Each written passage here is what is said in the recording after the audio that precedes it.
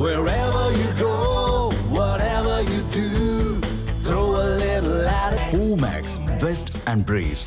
பாகிஸ்தானின் முன்னணி மதகுருவும் ஜமாத்-உலேமா-இ-இஸ்லாம் கட்சியின் தலைவருமான மௌலானா ஃபஸ்லுர் ரஹ்மான் அந்நாட்டின் ஃபீல்ட் மார்ஷல் அசீம் முனிர் மீது இதுவரை இல்லாத மிக கடுமையான குற்றச்சாட்டுகளை வைத்திருந்தார். கடந்த ஜூலை 12ஆம் தேதி இஸ்லாமாபாத்தில் நடந்த வழக்கறிஞர் சங்க மாநாட்டில் உரையாற்றிய ரஹ்மான் அரசியலில் இராணுவம் வரம்புகளை மீறி நுழைவதாக குற்றம் சாட்டியிருந்தார். 1999இல் கார்கில் போரின் போது பாகிஸ்தான் இராணுவம் தனது சொந்த வீரர்களை கைவிட்டதாகவும் விமர்சனங்களிலிருந்து தன்னை பாதுகாத்துக் கொள்ள அவர்களின் தியாகங்களை சுரண்டியதாகவும் விமர்சனம் செய்திருந்தார். நாட்டின் அரசியலை வடிவமைக்க விரும்பினால் இராணுவ தலைமை தளபதியும் ஃபீல்ட் மார்ஷலுமான அசீம் முனிர் இராணுவ சீருடையை கழற்றிவிட்டு தேர்தலில் போட்டியிடுமாறு பகிரங்கமாக சவால் விடுத்திருந்தார். ரஹ்மானின் இந்த கருத்துக்கள் பாகிஸ்தானில் அரசியல் புயலை உருவாக்கியது. ரஹ்மான் மீது பல வழக்குகள் பதிவு செய்யப்பட்டுள்ள நிலையில் நாட்டின் பாதுகாப்புத்துறை அமைச்சர் குவாஜா ஆசிப் மற்றும் பிற அமைச்சர்கள் ரஹ்மான் மன்னிப்பு கேட்க வேண்டும் என்று வலியுறுத்தியுள்ளனர். கூடுதலாக நாடாளுமன்ற உறுப்பினர் தனது கருத்துக்களுக்கு முறையாக விளக்கம் அளிக்க வேண்டுமா என்பது குறித்து ஆராய ஒரு செனட் குழுவை அமைக்குமாறு பஞ்சாப் சட்டமன்ற சபாநாயகர் மாலிக் முகமது அஹ்மத் கான் கோரிக்கை வைத்துள்ளார்.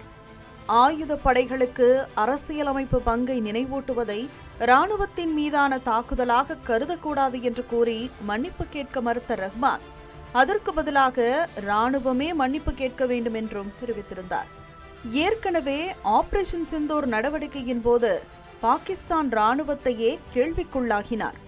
அதாவது ஆப்கானிஸ்தானில் உள்ள எதிரியை குறிவைப்பதாக கூறி தாக்குதல் நடத்துவதை பாகிஸ்தான் நியாயப்படுத்தினால் பாகிஸ்தானுக்குள் இருக்கும் தன் எதிரியை குறிவைப்பதாக இந்தியா கூறுவதும் நியாயம்தானே என்று ரஹ்மான் கூறியிருந்தார். இந்நிலையில்தான் அசீம் முனிரை வெளிப்படையாக விமர்சித்த மௌலானா ஃபஸ்லுர் ரஹ்மானை முடக்கும் முயற்சியாக பாகிஸ்தானில் இராணுவம் மற்றும் பயங்கரவாத அமைப்புகளுக்கு இடையிலான கூட்டணி வலுவடைந்து வருவதாக தகவல்கள் தெரிவிக்கின்றன. இது தொடர்பாக பாகிஸ்தான் அரசின் ஆதரவு பெற்ற மதகுருவான ஹபீஸ் தாகிர் மஹ்மூத் அஷ்ரஃபி ஐநா சபையால் தேடப்படும் பயங்கரவாதியாக அறிவிக்கப்பட்ட ஹபீஸ் சயீதின் மகன் ஹபீஸ் தல்ஹா சயீதுடன் உயர்மட்ட கூட்டம் ஒன்றை நடத்தியுள்ளார். பாகிஸ்தான் உலமா கவுன்சில் தலைவருக்கும் லஷ்கர்-இ-தொய்பா தலைமைக்கும் இடையே நடைபெற்ற இந்த வியூக கூட்டம் ரஹ்மானுக்கு எதிராக ஒருங்கிணைந்த நடவடிக்கையை மேற்கொள்ளும் நோக்கத்தில் நடத்தப்பட்டதாக கூறப்படுகிறது. பயங்கரவாதிகளாக அறிவிக்கப்பட்டவர்களை வெறும் வெளிநாட்டு பிரதிநிதிகளாக மட்டும் பார்க்காமல் உள்நாட்டு அரசியல் சொத்துக்களாக கருதி அவர்களை எவ்வாறு பாகிஸ்தான் இராணுவம் முக்கிய நீரோட்டத்தில் கொண்டு வருகிறது என்பதையே இந்த கூட்டம் எடுத்துக்காட்டியுள்ளது. பலுச்சிஸ்தான் செயற்பாட்டாளர்களை அச்சுறுத்த ISIS-ஐ பாகிஸ்தானின் IS-ஐ பயன்படுத்துவது போல இப்போதும் பாகிஸ்தான் இராணுவமும் IS-ஐயும் பயங்கரவாதிகளை பயன்படுத்துவதாக கூறப்படுகிறது.